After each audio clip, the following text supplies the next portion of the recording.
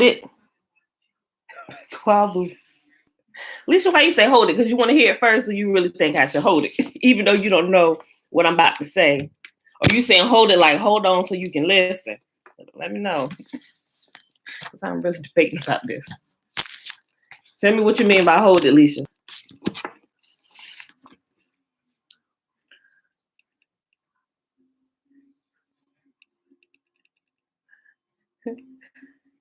Christy, hey girl, hey. Alicia, I'm waiting for your answer. I am waiting for your answer before I move forward.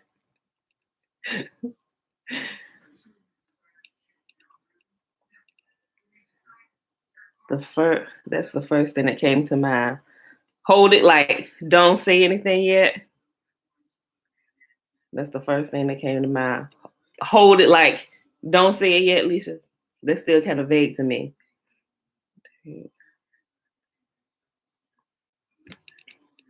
I hear what you're saying. Are you saying hold it like Pam? No, don't say it. You're saying right. Okay, that's what I need. Don't say it yet. Okay. All right. Because I did for a moment, it's like not yet, but I'm just like, oh, I need to say something. Okay. Because I think it's something that's people will see. But I did respond to the one person about it. I'm like, look, you got to be paying attention to this. Yeah. What do y'all say? See, that's the thing, Tiffany. Y'all didn't say yes or no. But I did get the inkling. That's why I paused and said, wait a minute, I don't know if I should. That's why I did that. Y'all didn't necessarily say, Pam, don't say it.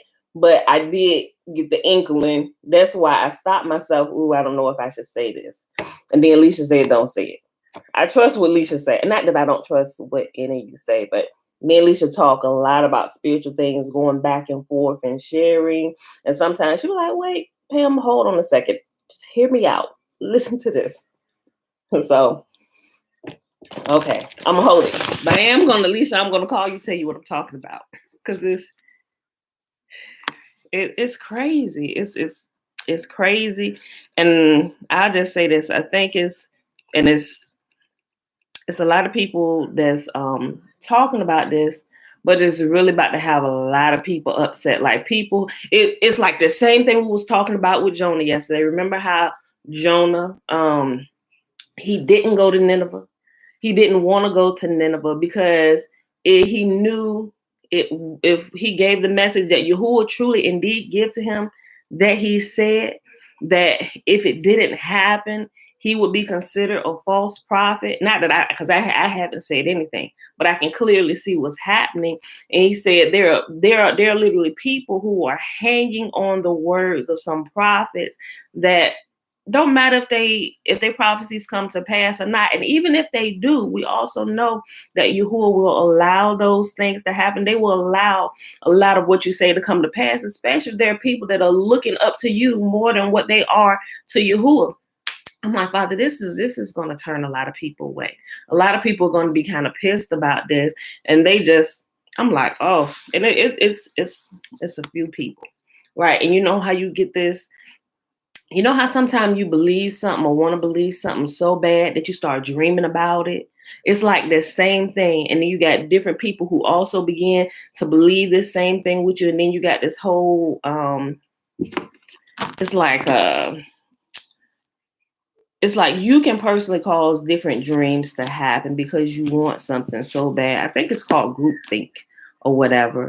And every time I see it, I'm just like, oh my gosh, because I used to be taken by it. And I'm just like, wait a minute. I'm like, Father, hold on. This sounds really convincing, and it got my emotions all over the place. And that was one thing I was like, and I'm not going to say it, but I'm just, so you can look at different things when you hear stuff. When something tends to have your emotions all over the place, you need to pinpoint and see why. Is it because of fear? Is it fear because you don't know? Or is it fear that possibly, well, if you do know, there wouldn't be any fear there unless you know something and like, for sure, and you're in absolute rebellion to this truth that you've understood. And then I can see where fear might come in, but then you would be emboldened because now you're purposely doing what you know not to do, right? But people who tend to get all emotional, and it's like oh my gosh, tell me what to do, tell me what to do. It's like you literally at this point cannot think for yourself. There's a problem with that. There's a major problem with that. And I take issue with people who do that, who some people, they seem like they're really nice people. But to have people emotions all over the place and then to come defend what you said and throw Yahuah's name on it, I'm just like, yeah, you know what? I use the standard of the prophets that we read in the Old Testament. I was like, yeah, we don't see this in the character of any of them. Now, I do see this character in some of the rogue ones, like Balaam, but Yahuah's prophets, they ain't going out here to defend any kind of word or dream. They just say, do you see mailmen out here reading your mail? That's what the prophets are. They're like mailmen. They just gonna hand you, there you go. I ain't even open it. You go ahead, because that's for you. I'm just here to deliver it. And they're delivering. They're not coming back. Oh, you did get that. And this is because they don't know, right? And even if Yahuah does let them see something, they just don't do that, unless Yahuah authorizes them. But they're not defending what they said Yahuah told them. They just get it and go on about their business. They're on to the next thing. That's what prophets do, right? You might be in trouble if you're listening to somebody that's constantly defending their prophecies on what they said Yahuah said to them, or the dreams that they said Yahuah gave to them, right? So just be on the lookout for that. Now, I said all that without telling you exactly what it was, because that's just a general good principle and all. So I gave you the principle without giving you the actual issue, right? Okay, so look at it that way. That's the way to say it, because it'll keep people's, at least you won't know the people, right? Because there's a few of them. Okay, y'all, so happy Friday. Happy Friday, Aliyah, Mom, Belinda Brown, Shalom, Shalom. Oh, Nathaniel, Alicia, we know you're here. I said, hey to Christy, Shayla, Trina, Levine, greetings, Trina, hey, girl, hey. Okay, and a few other people. All right, y'all. So today we are reading 2 Samuel 7, 8, and 9, and then we pick up with the Legends of the Jews on page 458. It is Friday, April the 2nd, 2021. Day 118 of year 3 of reading through the books of the law and the prophets, and of the 3-year consecutive day count, day 787. So let's do the Shema real quick, which is found on Deuteronomy chapter 6. Hear, therefore, O Israel, and observe to do it, that it may be well with you, and that you may increase mightily, as Yahuah, the God of our fathers, has promised us, in the land that flows with milk and honey. Hear, O Israel, Yahuah, our God, He is one God, and you shall love Yahuah, your God, with all your heart, and with all your soul, and with all your might. And these words which I command you this day shall be in your heart, and you shall teach them diligently unto your children. You shall talk of them when you sit in your house, and when you walk by the way, and when you lie down, and when you rise up. And you shall bind them for a sign upon your hand, and they shall be as frontlets between your eyes. And you shall write them upon the posts of your house and on your gates. And Yahuah commanded us to do all these statutes, to fear Yahuah our God for our good always, that He might preserve us alive as it is at this day. And it shall be our righteousness if we observe to do all these commandments before Yahuah our God, as He has commanded us. All right, beautiful people. So let's go ahead and hop over here to 2 Samuel. Oh, I didn't mean to put that down. Wrong one. Sorry. I'll put it back up. All right.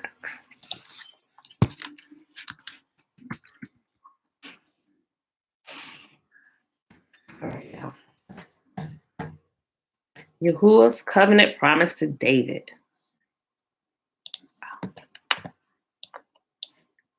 I'm sorry, y'all. I had to bring it back up. I clicked the wrong button. Okay.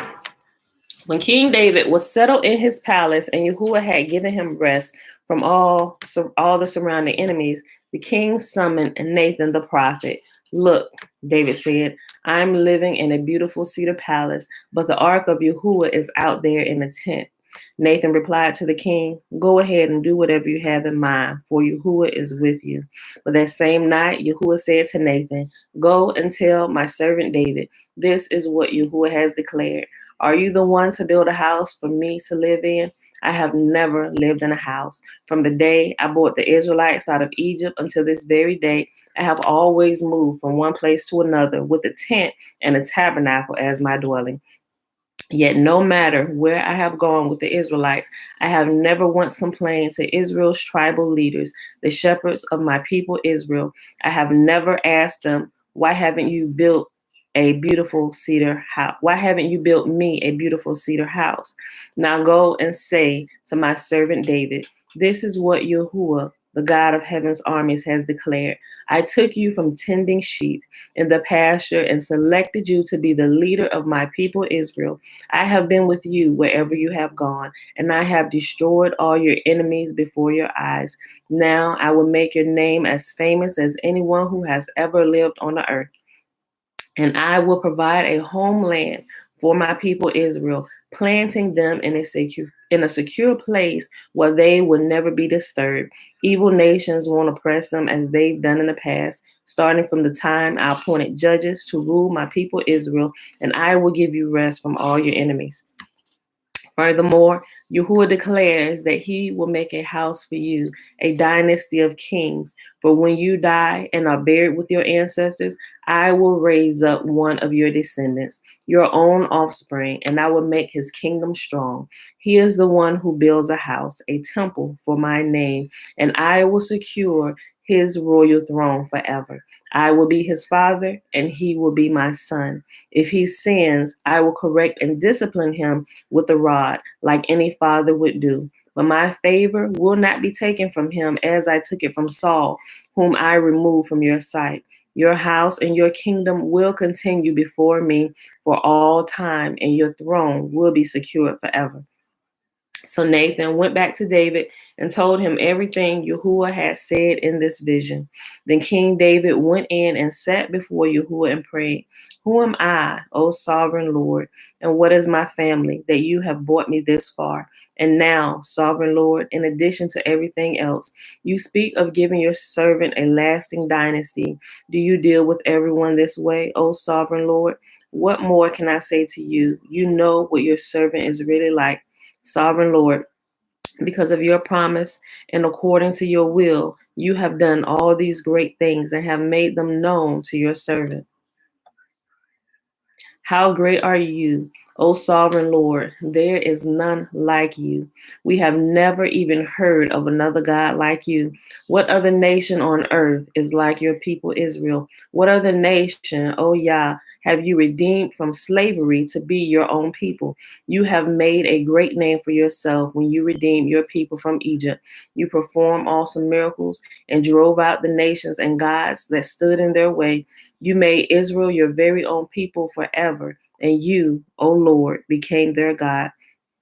And now, O Yahuah, I am your servant. Do as you have promised concerning me and my family. Confirm it as a promise that will last forever. And may your name be honored forever so that everyone will say, Yahuah, the Lord of heaven's armies, is God over Israel. And may the house of your servant David continue before you forever. O Lord of heaven's armies, God of Israel, I have been bold enough to pray this prayer to you because you have revealed all this to your servant, saying, I will build a house for you, a dynasty of kings. For you are God, O sovereign Lord. Your words are truth, and you have promised these good things to your servant. And now may it please you to bless the house of your servant, so that it may continue forever before you. For you have spoken, and when you grant a blessing to your servant, O sovereign Lord, it is an eternal blessing. 2 Samuel chapter 8. After this, David defeated and subdued the Philistines by conquering Gath, their largest town. David also conquered the land of Moab. He made the people lie down on the ground in a row, and he measured them off in groups with a length of rope. He measured off 2 groups to be executed for every 1 group to be spared. The Moabites who were spared became David's subjects and paid him tribute money. David also destroyed the forces of Hadadezer, the son of Rehob, the king of Zobah, when Hadadezer marched out to strengthen his control along the Euphrates River. David captured 1,000 chariots, 7,000 charioteers, and 20,000 foot soldiers. He crippled all the chariot horses except enough for 100 chariots. When Arameans from Damascus arrived to help King Hadadezer, David killed 22,000 of them. Then he placed several army garrisons in Damascus, the Aramean capital, and the Arameans became David's subjects and paid him tribute money. So Yahuah made David victorious wherever he went. David brought the gold shields of Hadadezer's office to Jerusalem, along with a large amount of bronze from Hadadezer's towns of Tebah and Berothai. When King Toi of Hamath heard that David had destroyed the entire army of Hadadezer, he sent his son Joram to congratulate King David for his successful campaign. Hadadezer and Toi had been enemies and were often at war. Joram presented David with many gifts of silver, gold, and bronze. King David dedicated all these gifts to Yahuah, as he did with the silver and gold from the other nations he had defeated, from Edom, Moab, Ammon, Philistia, and Amalek, and from Hadadezer, son of Rehob, king of Zobah. So David became even more famous when he returned from destroying 18,000 Edomites in the Valley of Salt. He placed army garrisons throughout Edom, and all the Edomites became David's subjects. In fact, Yahuah made David victorious wherever he went.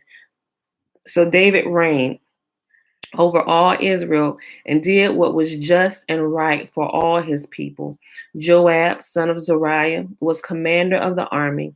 Jehoshaphat, son of Ahilud, was the royal historian. Zadok, son of Ahitub, and Ahimelech, son of Abithar, were the priests. Sariah was the court secretary. Benaiah, son of Jehodiah, was the captain of the king's bodyguard, and kings and David's sons served as priestly leaders. Getting a little tongue-tied. I had to slow down. Okay, last chapter for today, y'all. 2 Samuel chapter 9. Sun is blocking me out again. I'm sorry, y'all. I'll be forgetting. Okay, I'm sorry. David's kindness to Mephibosheth.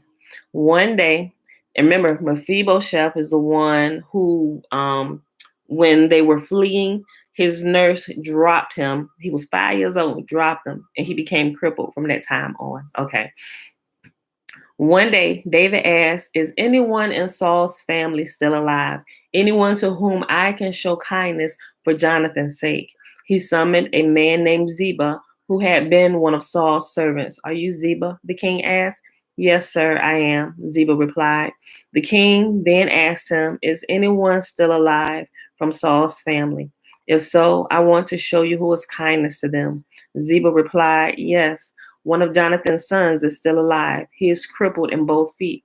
"Where is he?" the king asked. "In Lodabar," Ziba told him, "at the home of Machir, son of Amiel." So David sent for him and brought him from Machir's home. His name was Mephibosheth. He was Jonathan's son and Saul's grandson. When he came to David, he bowed low to the ground in deep respect. David said, "Greetings, Mephibosheth." Mephibosheth replied, "I am your servant." "Don't be afraid," David said. I intend to show kindness to you because of my promise to your father, Jonathan. I will give you all the property that once belonged to your grandfather Saul, and you will eat here with me at the king's table." Mephibosheth bowed respectfully and exclaimed, "Who is your servant Who is your servant that you should show such kindness to a dead dog like me?" Then the king summoned Saul's servant Ziba and said, I have given your master's grandson everything that belonged to Saul and his family. You and your sons and servants are to farm the land for him to produce food for your master's household. But Mephibosheth, your master's grandson, will eat here at my table. Ziba had 15 sons and 20 servants. Ziba replied, Yes, my lord the king, I am your servant, and I will do all that you have commanded.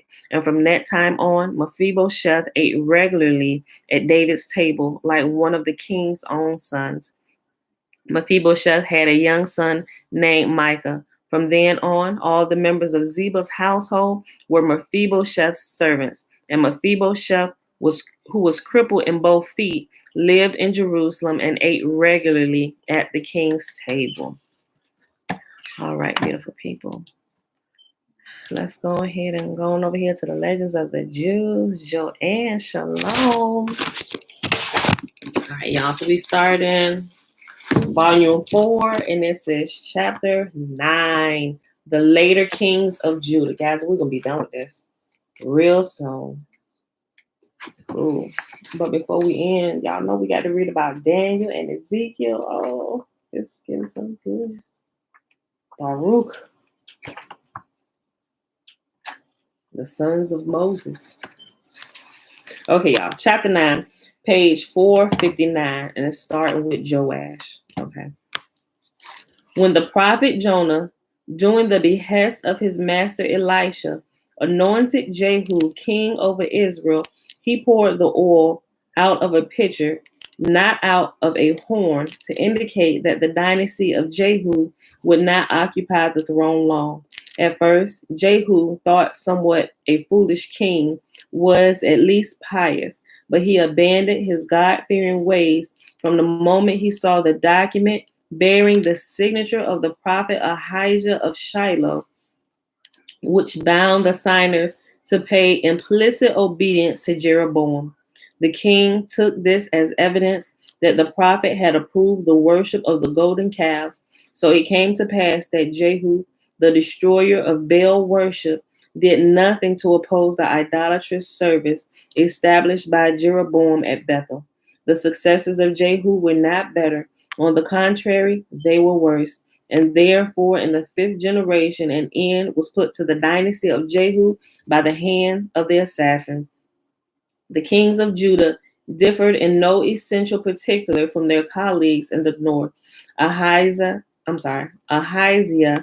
whom Jehu killed, was a shameless sinner. He had the name of Yahuah expurged from every passage in which it occurred in the Holy Scriptures, and the names of idols inserted in its place. We still see that, right? They did all that through the Bible. Matter of fact, they tell you in the preface. That's what they did. We have removed the names of the living God and replaced them with general terms like God and Lord, right? Upon the death of Ahijah, followed the reign of terror under the queen Athaliah. When Yahuah exacted payment from the house of David for his trespass in connection with the extermination of the priest at Nob. Hold on, I read it the wrong way. Upon the death of Ahijah, followed the reign of terror under the queen Athaliah. When Yahuah exacted payment from the house of David for his trespass in connection with the extermination of the priests at Nob. As Abiathar had been the only male descendant of Abimelech to survive the persecution of Saul, so the sole representative of the house of David to remain after the sword of Athaliah had raged was Joash, the child kept in hiding in the Holy of Holies in the temple by the high priest Jehoiada and his wife Jehoshaphat.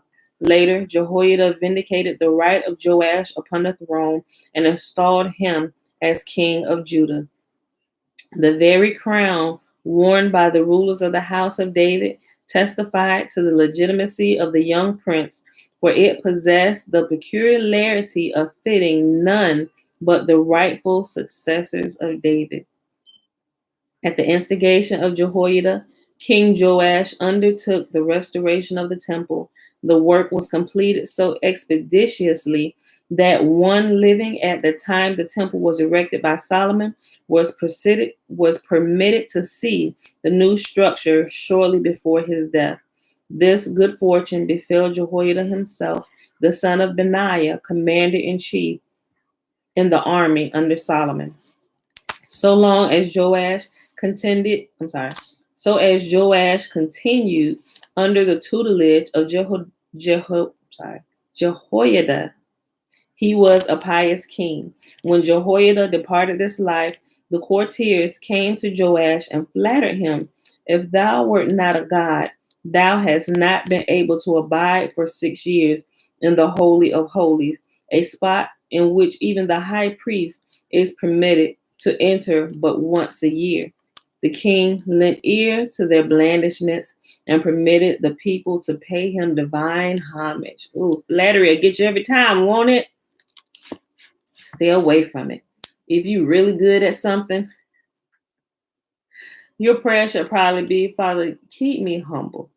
Teach me how to, because people are appreciative of things you do, but you have to learn how to kind of deflect some of those things without being ignorant and rude and dishonoring to those who want to pay honor to you for your gifts. But you gotta find a balance there where you don't become puffed up and full of pride, right? Sometimes they can be a little challenging, right? And you don't want to get the big head like everybody else is beneath me or beneath my knowledge. That's why it says knowledge puffs up, right? And that's something that I read all the time. I'm like, Father, keep me humble before you in all things, because knowledge puffs up.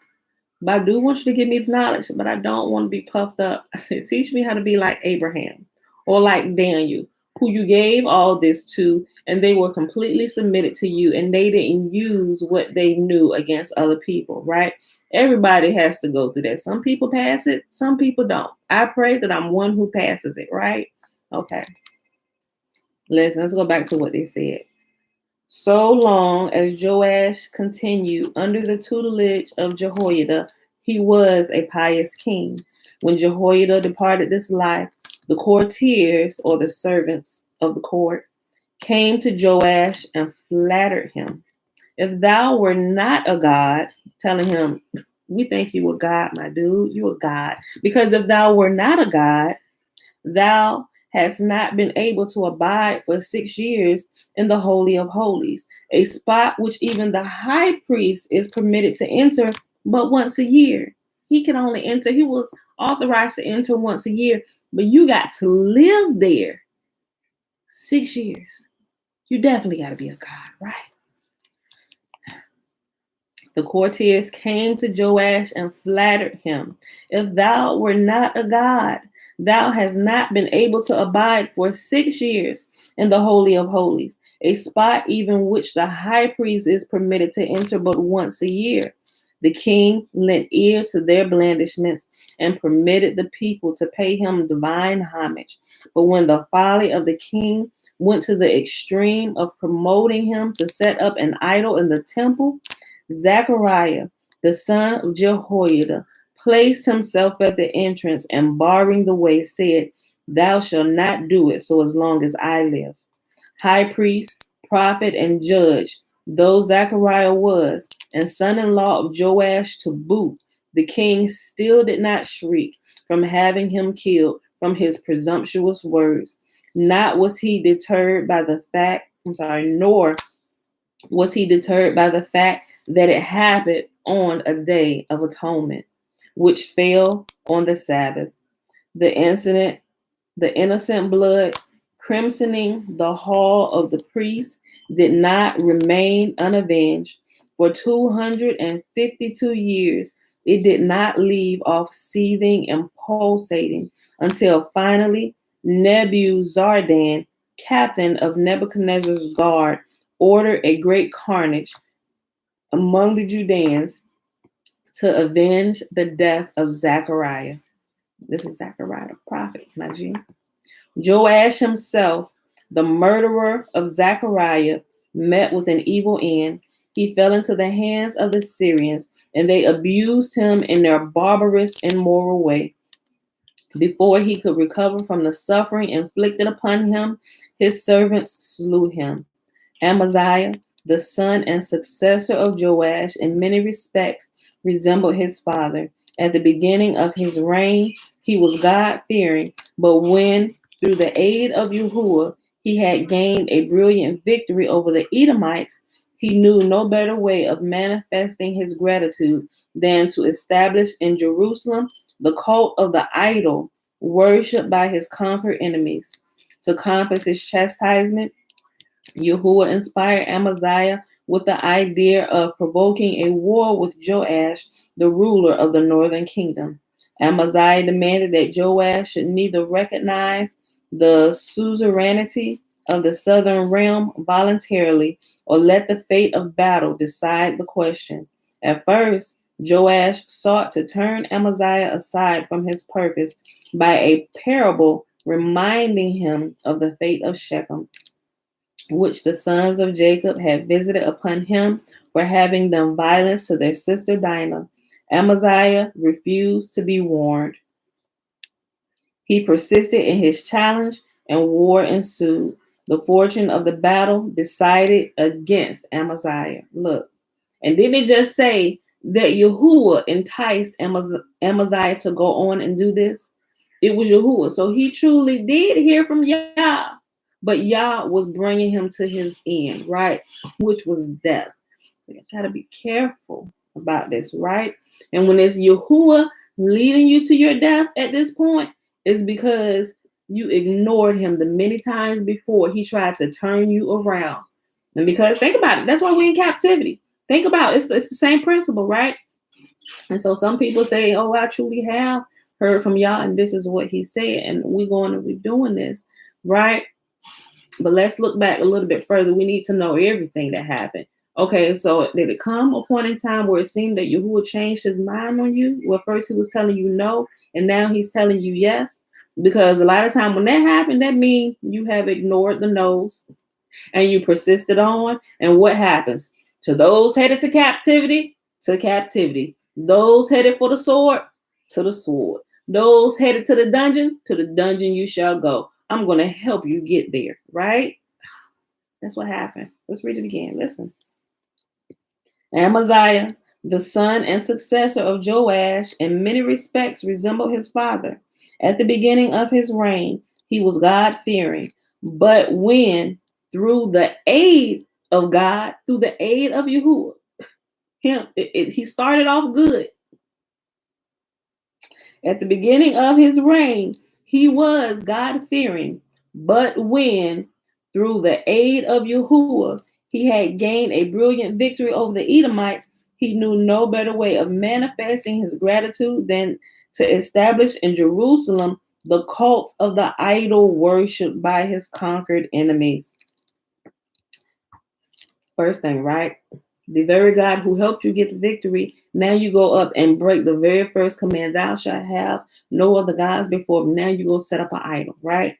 To accomplish his chastisement, Yahuah inspired Amaziah. So, oh, you want to set up an idol? Okay, I'm going to help you get to your desired end. Yahuah inspired Amaziah with the idea of provoking a war with Joash, the ruler of the northern kingdom. Amaziah demanded that Joash should neither recognize the suzerainty of the southern realm voluntarily or let the fate of battle decide the question. At first, Joash sought to turn Amaziah aside from his purpose by a parable reminding him of the fate of Shechem, which the sons of Jacob had visited upon him for having done violence to their sister Dinah. So even the person you're about to go to war with is also trying to warn you, don't do this. Go on back home so y'all can live safely. But he kept driving on, right? And Yahuah was helping him drive along, not realizing it was to his own death. Amaziah refused to be warned. He persisted in his challenge, and a war ensued. The fortune of battle decided against Amaziah. He suffered defeat, and later he was tortured to death by his own subjects. Three great prophets is the next section, page 460. The reign of Uzziah, who for a little while occupied the throne during his father Amaziah's lifetime, is notable particularly because it marks the beginning of the activity of the three prophets, Hosea, Amos, and Isaiah. The oldest of the three was Hosea, the son of the prophet and prince Beri, the Beri who later was carried away captive to Tiglath-Pileser, the king of Assyria. Of Beri's prophecies, we have but two verses preserved for us by Isaiah. The peculiar marriage contracted by Hosea at the command of Yahuah himself was not without good reason. When Yahuah spoke to the prophet about the sins of Israel, expecting him to defend or excuse his people, Hosea said severely, "O Lord of the world, thine is the universe. In place of Israel, choose another as thy peculiar people from among the nations of the earth."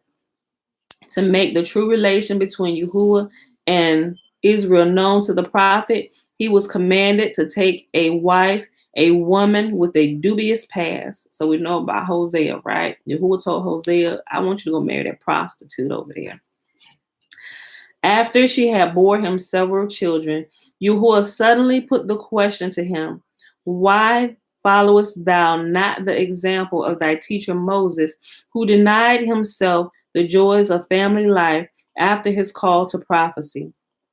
Hosea replied, "I can neither send my wife away nor divorce her, for she has borne me children. If now," said Yahuah to him, "thou who hast a wife, of whose honesty thou art so uncertain that thou canst not even be sure that her children are thine." He said, hold up. First of all, you're being faithful to a woman who we really don't know if those children belong to you. Look, hold on. Let me go back and read it. After she had borne him several children, Yahuah suddenly put the question to him, "Why followest thou not the example of thy teacher Moses, who denied himself the joys of family after his call to prophecy?" Hosea replied, "I can neither send my wife away nor divorce her, for she has borne me children. If now," said Yahuah to him, "thou who hast a wife, of whose honesty thou art so uncertain that thou cannot even be sure that her children are thine, and yet thou canst not separate from her, how then can I separate myself from Israel, my children, the children of my elect, Abraham, Isaac, and Jacob?" He said, look, if you can't even separate yourself from the woman whose children you are not really sure belong to you, how then could I separate myself from my people Israel, who I know of a certain belong to my servants Abraham, Isaac, and Jacob, right? How then can I separate myself from Israel, from my children, the children of my elect, Abraham, Isaac, and Jacob? Hosea entreated Yahuah to pardon him, but Yahuah said, "Better were it that thou should pray for the welfare of Israel, for thou art the cause that I issued 3 fateful decrees against them." Hosea prayed as he was bidden, and his prayer averted the impending threefold doom. Hosea died at Babylon at a time in which a journey thence to Palestine was beset with many perils. Desirous of having his earthly remains rest in sacred ground, he requested before his death that his bier be loaded upon a camel, excuse me, and the animal permitted to make its way as it would. Wherever it stopped, there his body was to be buried. As he commanded, so it was done. Without a single mishap, the camel arrived at Safed, the Hebrew cemetery of the town. In the Hebrew cemetery of the town, it stood still, and there Hosea was buried in the presence of a large concourse. The prophetical activity of Amos commenced after Hosea's had closed and before Isaiah's began. Though he had an impediment in his speech, he obeyed the call of Yahuah, and he betook himself to Bethel to proclaim to the sinful inhabitants thereof the divine message which with he had been charged. The denunciation of the priest Amaziah of Bethel, who informed against the prophet before King Jeroboam of Israel, did him no harm, for the king, idolater though he was.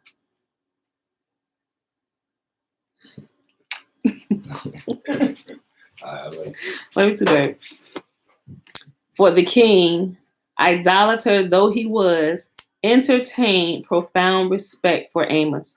He said to himself, God forbid I should think the prophet guilty of cherishing traitorous plans, and if he were, it would surely be at the bidding of Yahuah. For this pious disposition, Jeroboam was rewarded. Never had the northern kingdom attained to such power as under him. However, the fearlessness of Amos finally caused his death. King Uzziah inflicted a mortal blow upon his forehead with a red-hot iron. 2 years after Amos ceased to prophesy, Isaiah was favored with his first divine communication. It was the day on which King Uzziah, blinded by success and prosperity, arrogated to himself the privileges of the priesthood. How you make your own self a priest? He tried to offer sacrifices upon the altar, and when the high priest Azariah ventured to restrain him, he threatened to slay him and any priest sympathizing with him unless they kept silent. Suddenly, the earth quaked so violently that a great breach was torn in the temple, through which a brilliant ray of sunlight pierced, falling upon the forehead of the king and causing leprosy to break forth upon him. Ain't that what Yahuah said? What happened? Remember what happened to Aaron's 2 sons? You can't do this. The immediate punishment for this is leprosy to the day you die, right? Okay. What's wrong, Tootie? What? Okay, go get some. Oh yeah. Yeah, put some go get the Vaseline from upstairs out my bathroom, put some up there. She scanned her knee outside playing the other day. Go ahead, you need to moisturize it, Tootie. But you can't get up here crying, okay? 1 second, people. Just 1 second. Come on, you can't come up here because you're not fully dressed. 1 second, y'all. Come here. Go upstairs. Come on.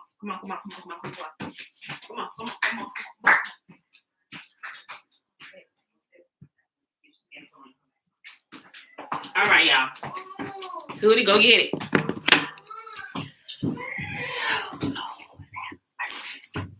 Okay. Suddenly, the earth quaked so violently that a great breach was torn in the temple, through which a brilliant ray of sunlight pierced, falling upon the forehead of the king and causing leprosy to break forth upon him. Nor was all the damage done by the earthquake. On the west side of Jerusalem, half of the mountain was split off and hurled to the east into a road at the distance of 4 stadia. And not heaven and earth alone were outraged by Uzziah's atrocity and sought to annihilate him. Even the angels of fire, the seraphim, were on the point of descending and consuming him when a voice from on high proclaimed that the punishment appointed for Uzziah was unlike that meted out to Korah and his company, despite the similarity of their crimes. When Isaiah beheld the august throne of Yahuah on this memorable day, he was sorely affrighted. For he reproached himself without having tried to turn the king away from his impious desire. Remember King Uzziah? And Isaiah said, I saw Yahuah seated upon his throne. This is what was going on right here, right? But I think that I want to say that was Isaiah chapter 6 or it's chapter 1. It was 6 or 1. 1 or 6. 1 comes first. Okay. When Isaiah beheld the august throne of Yahuah on this memorable day, he was sorely affrighted, For he reproached himself with not having tried to turn the king away from his impious desire. Enthralled, he hearkened to the hymns of praise sung by the angels, and lost in admiration, he failed to join his voice with theirs. Woe is me, he cried out, that I was silent. Woe is me that I did not join the chorus of angels praising Yahuah. Had I done it, I too, like the angels, would have become immortal, seeing that I was permitted to look upon the sights and behold, which had brought death to the other men. Then he began to excuse himself. I am a man of unclean lips. What if they had to put all of this in here, not just cherry picked and left in certain pieces, right? So we could see the full thing of what was going on at Uzziah's throne, right? When he saw Yahuah high and lifted up. Oh, woe is me, I am a man of unclean lips. But we did not understand the full story because they didn't canonize the full story. Like I said, we got a cherry picked version.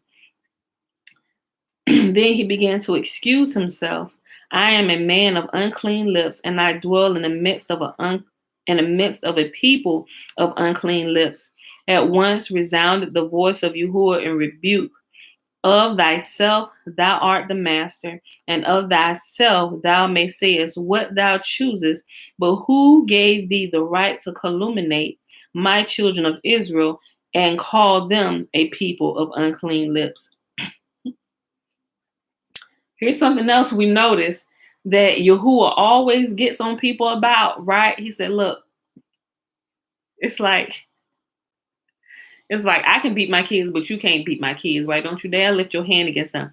It's that same principle we see, right? Even with Moses, right? Same thing here with Isaiah. He said, I am a man of unclean lips, and I come from a people of unclean lips. Talking about Yahuah people and his churn, right? He said, wait a minute, Isaiah. Although Isaiah, he was telling the truth, but Yahuah was teaching him a principle, like, do not ever talk about my children. You don't want to go to blows with me, right? Look, let's just go back. Hold on. Enthralled, he hearkened to the hymns of the praise sung by the angels, and lost in admiration, he failed to join his voice with theirs. Woe is me, he cried out, that I was silent. Woe is me that I did not join the chorus of the angels praising Yahuah. Had I done it, I too, like the angels, would have become immortal, seeing I was permitted to look upon the sights, to behold which had brought death to other men. Then he began to excuse himself. I am a man of unclean lips, and I dwell in the midst of people of unclean lips. At once resounded the voice of Yahuah in rebuke. Of thyself thou art the master, and of thyself thou may sayest what thou choosest. He said, you the master of yourself, and you can say about yourself whatever you want to say about yourself.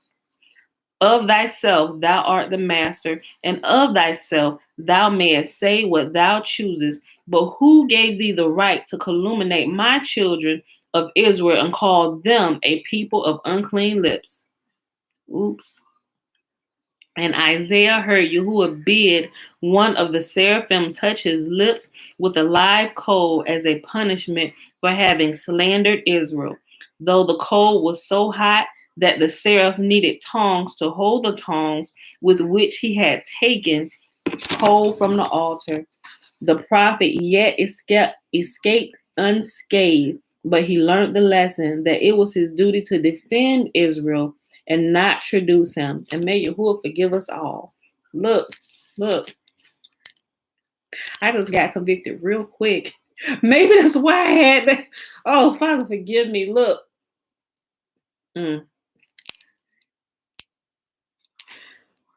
I ain't gonna make no excuses for myself, because I see that's what I was about to do this morning. Although people kind of go astray when they do stuff and they start off good, like I just really felt that all down in my shot. Now, y'all.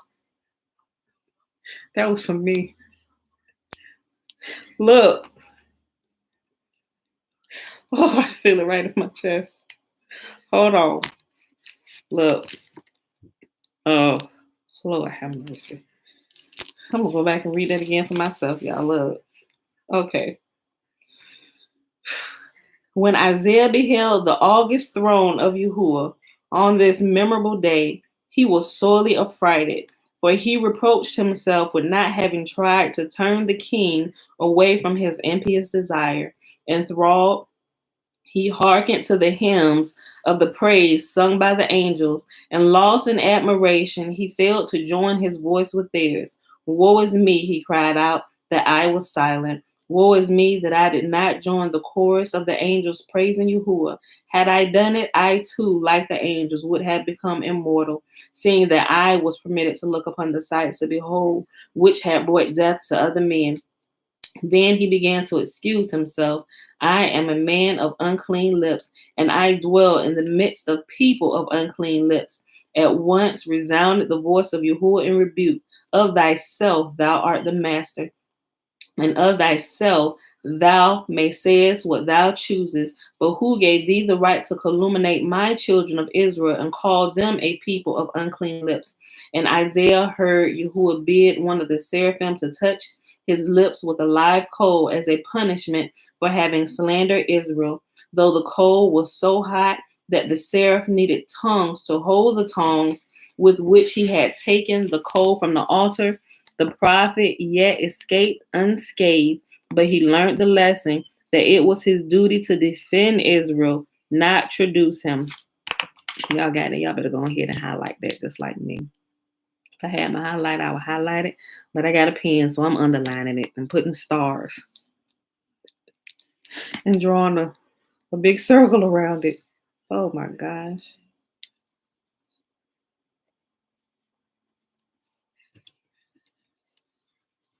Yeah. Okay. Thenceforth, the championship of his people was the mainspring of the prophet's activity, and he was rewarded by having more revelations concerning Israel than the other nations vouched. Hold on. I was reading this too fast. Thenceforth, the championship of his people was the mainspring of the prophet's activity, and he was rewarded by having more revelations concerning Israel, and the other nations vouchsafed him than any other prophet before or after him. Moreover, Yahuah designated Isaiah to be the prophet of consolation.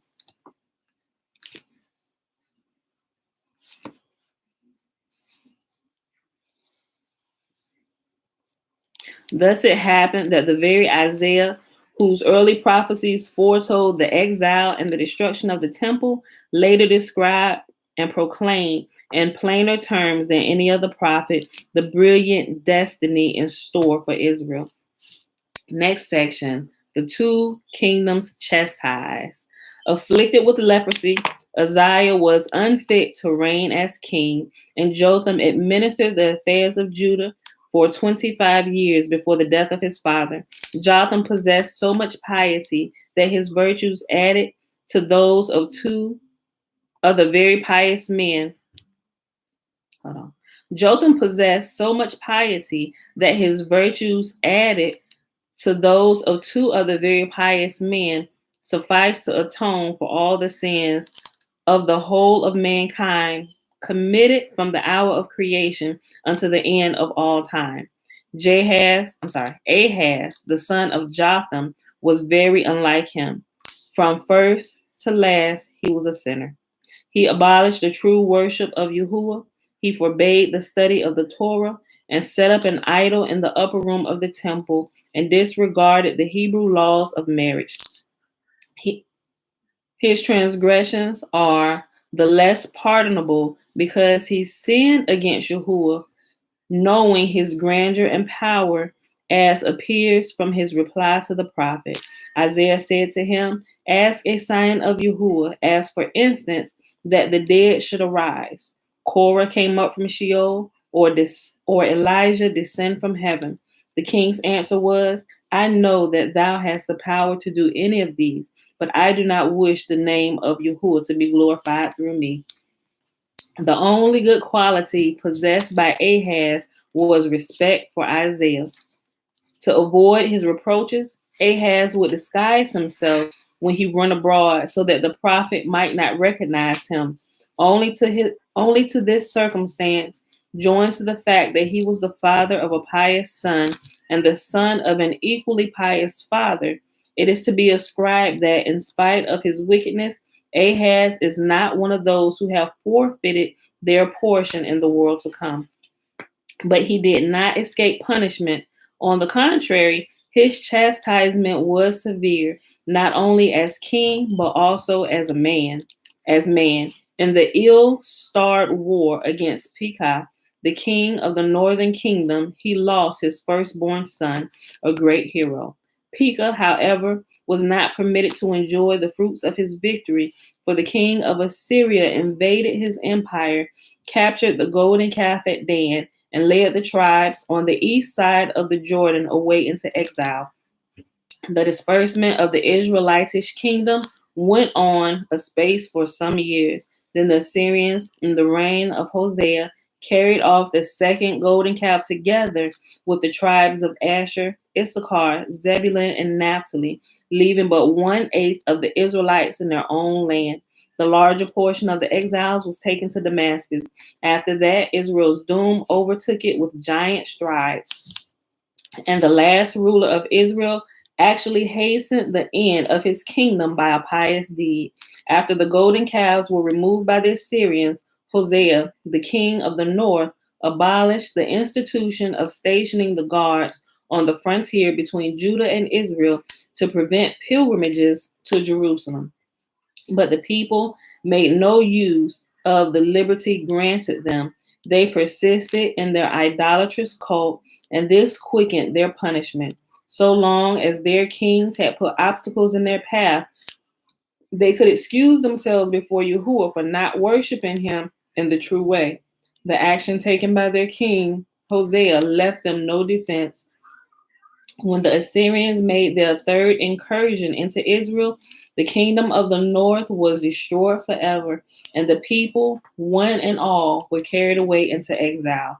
The heathen nations settled in Samaria by the Assyrians instead of the deported 10 tribes were forced by Yahuah to accept the true religion of the Jews.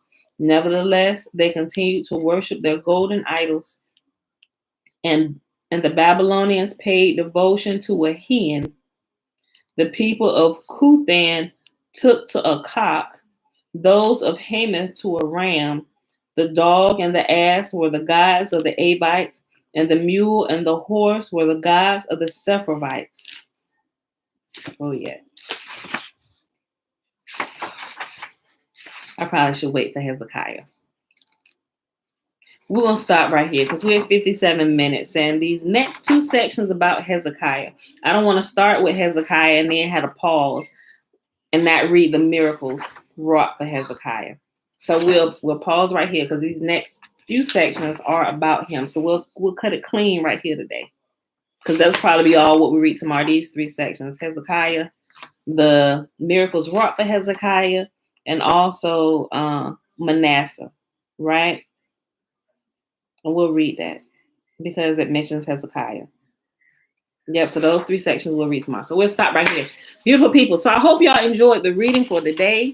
For today, we start on page 458 and we pause on page 461. We read 2 Samuel 7, 8, and 9. Guys, it is Friday. Ooh. We ain't gonna be here tomorrow. Y'all.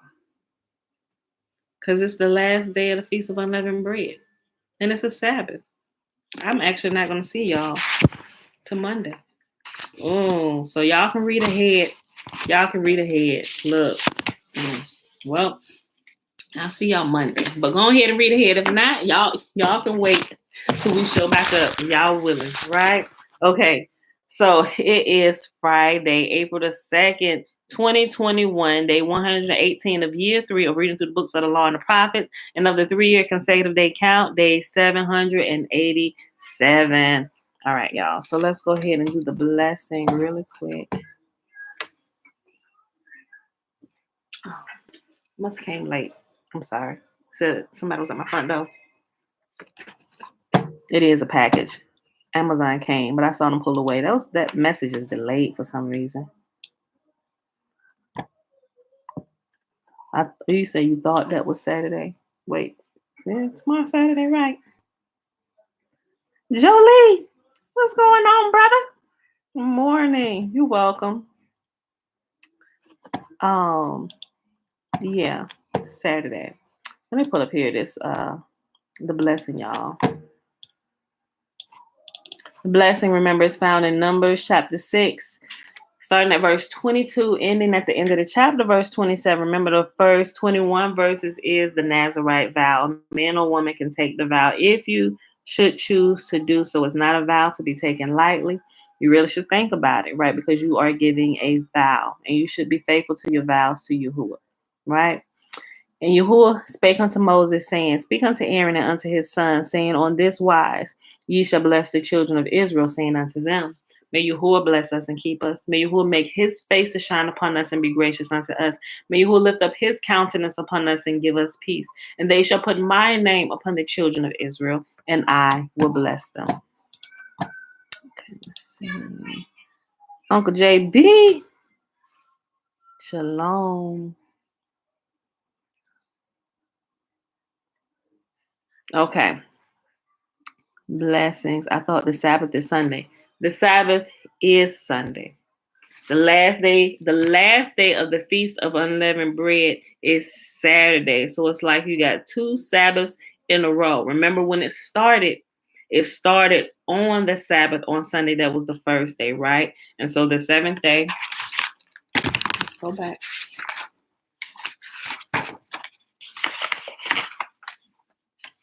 Saturday was the 14th day of the month. I know you gotta, sometimes the dates be throwing you off and I gotta go back and double check myself. That's why you gotta write it down just to kind of keep track of everything, right?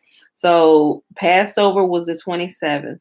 The very next day, which is the 15th day of the month, begins the Feast of Unleavened Bread, which tells us it's a Sabbath, right? But it's actually also a true Sabbath for that moon cycle, right? So it fell on Sunday. So the Sabbath for this moon cycle is on Sunday, but the end of this feast ends Saturday, tomorrow. So it's the 7th day of the Feast of Unleavened Bread. 1, 2, 3, 4, 5, 6, 7. And then we go right into Sunday, which is the Sabbath for this moon cycle. So yes, you're right. Blessings. Sabbath is Sunday, but the Feast of Unleavened Bread, the 7th day, is Saturday. So we got 2 in a row. And I didn't think about that until this morning when I looked at it. I'm like, oh shoot. So but yeah, so we won't be back here until Monday. So guys, enjoy the Feast of Unleavened Bread, the last day. If you haven't made any since the first day, make another batch of it, make another little piece, right? It's the Feast of Unleavened Bread. Okay. So you should be eating unleavened bread and I guess going over the accounts of what happened during the first Exodus. That's normally what's done. You just kind of not relive, but you read through the accounts of what happened and why this feast is in place and why it's a memorial feast. It's just to remember the mighty hand of Yahuah and how he delivered his people. So every year there's a memorial feast set up, but we just kind of walk through it and see, it keep your faith built up. And if you learn the principles behind it, you can see them operating in everyday life. And when you know something, you can act on it purposely, right? And you can begin to pull those principles into your life and see them operate, right? But we'll start at the elementary level and we'll graduate as we learn the stories, just learn them as the stories, right? Before we go and try and pull principles out, we got to be familiar with the story. When we're familiar with the story, now we can remember the story. We can, if somebody say something about it, oh yeah, so that's found there. No, this is what happened. When we pull in the missing pieces of the puzzle, now we have a bigger picture of what's going on, right? Now, once we have the bigger picture of the story that's being told, now you may begin to notice spiritual principles underlying in the story, right? And once you begin to recognize those underlying spiritual principles, you can begin to see them little by little begin to operate in the world where you currently live today, right? When you begin to recognize those things, like I said, you can begin to on purpose act on them and on purpose use them to bring results into your life, right? but you got to grow to get there, people. Right? And I didn't even realize that. I was just reading through the understand to get the story right. I did not realize all these things would begin to happen just by me just understanding the story. And now that I begin to understand the story and have the missing pieces, I began to ask questions. Wait a minute. So wait a minute. And as I began to ask questions, it caused me to go looking for other things and begin to uncover other things. And now I'm like, wait a minute. I done seen that happen. It wasn't this, but I seen that. Hold on.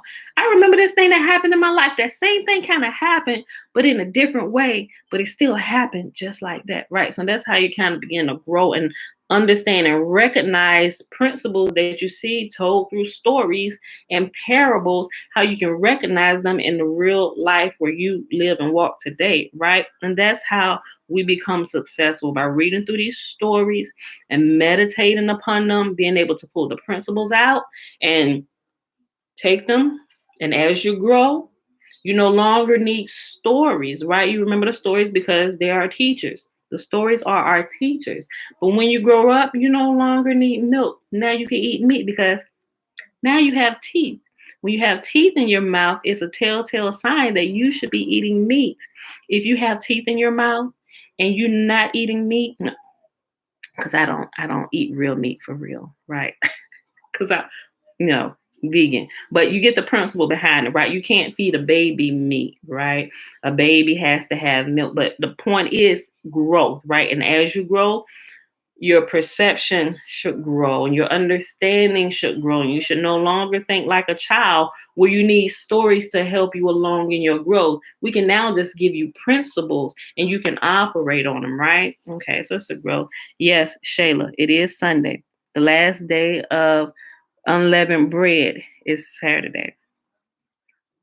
Yes, the moon cycle Sabbath is Sunday for this moon cycle. So we have two ending this feast, right? So the first day of unleavened bread, which is true indeed a Sabbath day, falls on the true Sabbath day for this moon cycle, right? So when we started Feast of Unleavened Bread is the Sabbath, and it fell on the Sabbath day. The last day, which is the seventh day of the feast, falls on Saturday, and then the next day is the moon cycle Sabbath, right? So you got two Sabbath, 2 days of rest in a row, right? Okay.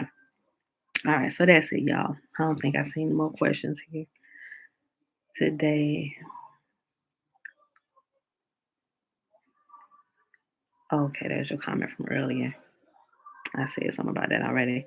Okay. All right, everybody. Love y'all. I'm going to go ahead and get out of here and get about our day. I'll be talking to some of y'all throughout the day anyway. But anyway, y'all willing, I'll see everybody back here Monday morning, 7:15 a.m. Eastern Standard Time. It will be April the 5th. All right, 2021. Love y'all. Peace. Bye, y'all.